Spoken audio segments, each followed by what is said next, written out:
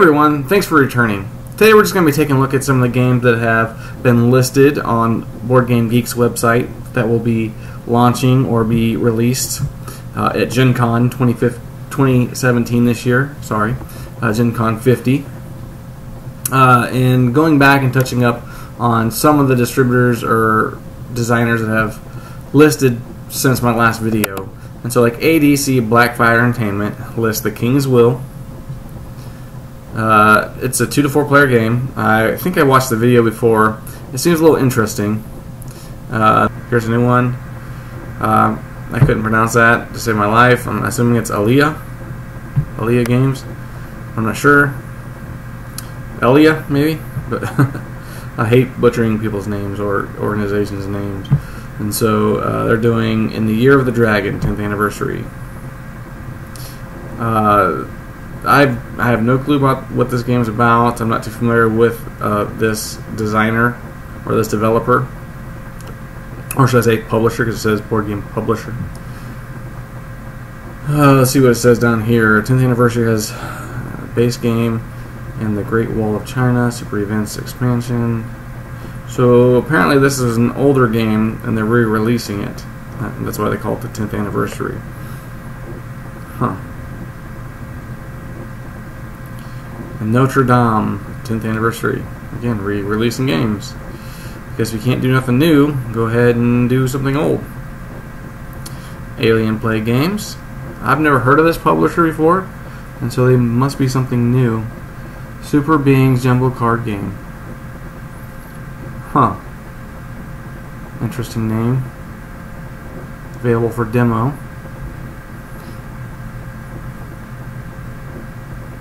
This is a new one that's listed. I know that for sure. This game by, I'm assuming it's Bezier Games. Werewords.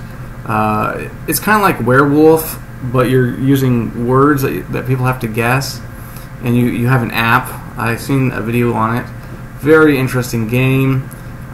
It works like one night, except for, like I said, someone has to guess the word. However, if no one can guess the word in time, people can take a vote and try to guess who the werewolf is. And so that's, I think, another cool aspect of this game. I'll be definitely interested in checking it out at GenCon. And this one I think is a new one too that's been listed. Whistle Stop. I'm not quite sure what it's about, but I kind of looked at it a little bit. It's got a crazy board here. Bored to Death. This is a new one, I think. I don't remember this one. Neon Knights, 2086.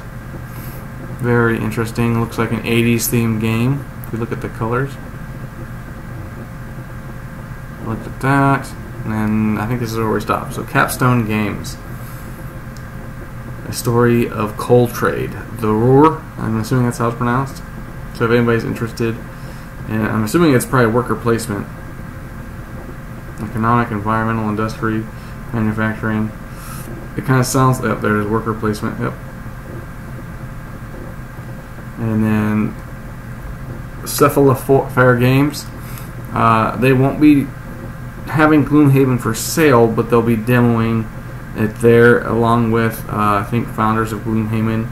This one looks completely different compared to what Gloomhaven is, and so I'm quite interested to see how it plays. It looks like it's probably like a worker placement or something. Like I kind of seen it on YouTube when people were going to Origins. I don't know if it's going to scratch that itch that I have, like that Gloomhaven gives me. So I'm kind of interested in seeing what the difference is. Cheap ass games. Button Men, Beat People Up. Columbia Games. Combat Infantry.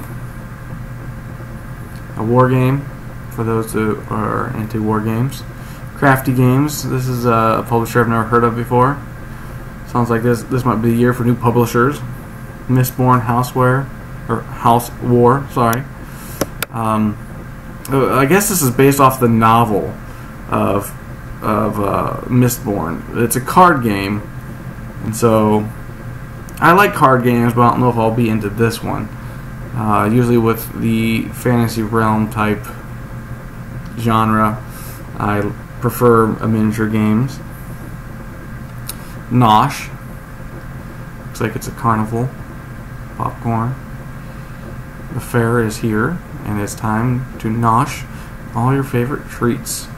So that's what they call snacking, is nosh. And Cryptozoic Entertainment, they got a new DC Comics deck building game.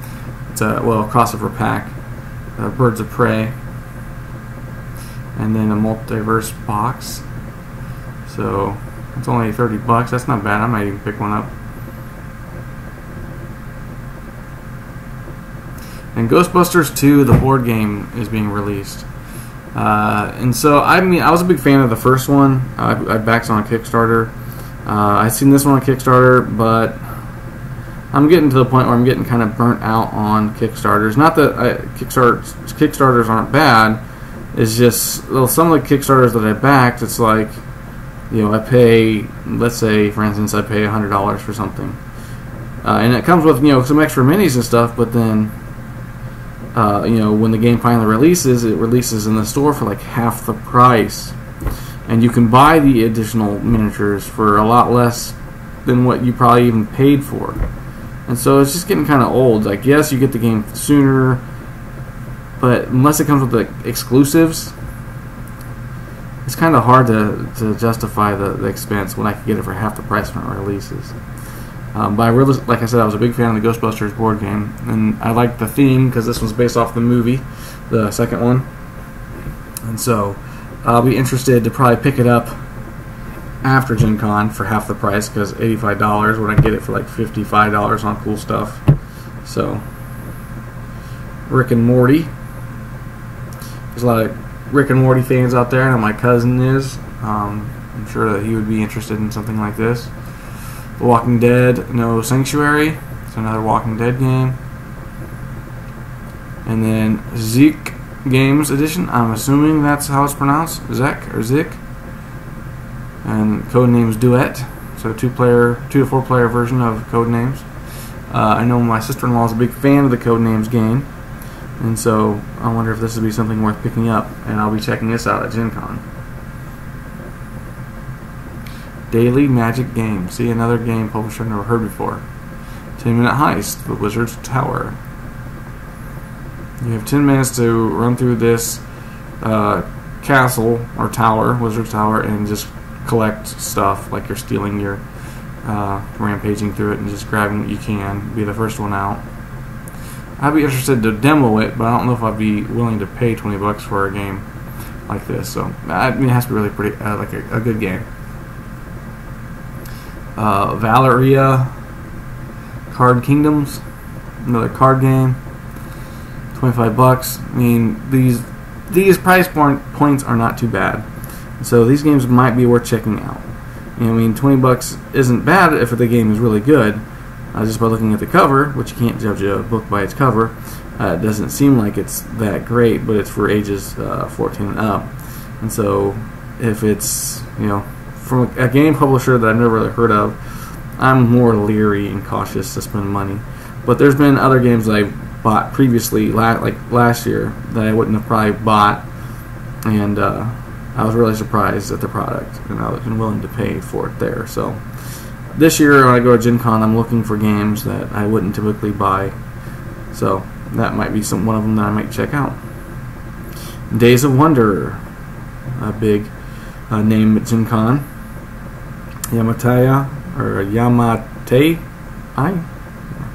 Yamate, I'm assuming, I don't know. Butchering names left and right. See, modular board, route network building. 2 to 4 players compete to build places twirly in their own buildings in the land of Yamate. The game includes 10 numbered action tiles. Sounds interesting. Devious Weasel Games. Bemused. 4 to 6 player game. Takes about 15-30 minutes. It's a card game in which players take the role of a muse seeking to elevate their chosen human, I don't even know what that word is, virtuoso, to the greatest height of celebrity and influence. So people are playing a muse. And then here's another new game, Diver. Purchase 82 games and receive 10% off the total price. Looks like kind of some fun anime type artwork on here. Fan Hunter, Urban Warfare. I don't think I'm very familiar with Fan Hunter. And there's a video clip on it. I did look at this one, Fast Food Fear. And so these monsters. So you're a monster and you're working in a fast food restaurant and you're working to serve other monsters. It's kind of a neat concept, and it's only 17 bucks. So it kind of makes me think of Diner Dash. Michael Strogoff,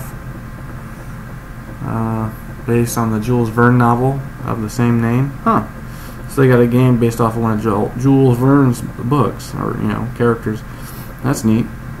I like some of Jules Verne books and stuff because they made some good movies out of them and stuff. DV Gucci. These 3 secrets. Bang, Armed and Dangerous. So if anyone's a fan of Bang the dice game or Bang the card game, here's a new one, Armed and Dangerous. Go to the next page. Dark Tales, The Little Mermaid. So this looks like it's a twisted rendition of the classic The Little Mermaid story. Deckscape Test Time. Deckscape The Fate of Linden. And then I think I'll stop there. And so once I go through all the lists, I'm going to make a list of my top 10 to top 20 most anticipated games that I'm going to be looking forward to. Obviously, there's games that I'm not too familiar with. I scroll right over them. Games I am more familiar with, I do spend more time talking about it. It's just how it is. But hopefully you guys are liking my little vlogs as we get closer to GenCon. And so, hey, I'll see you guys next time. Enjoy your 4th of July. Have a wonderful day.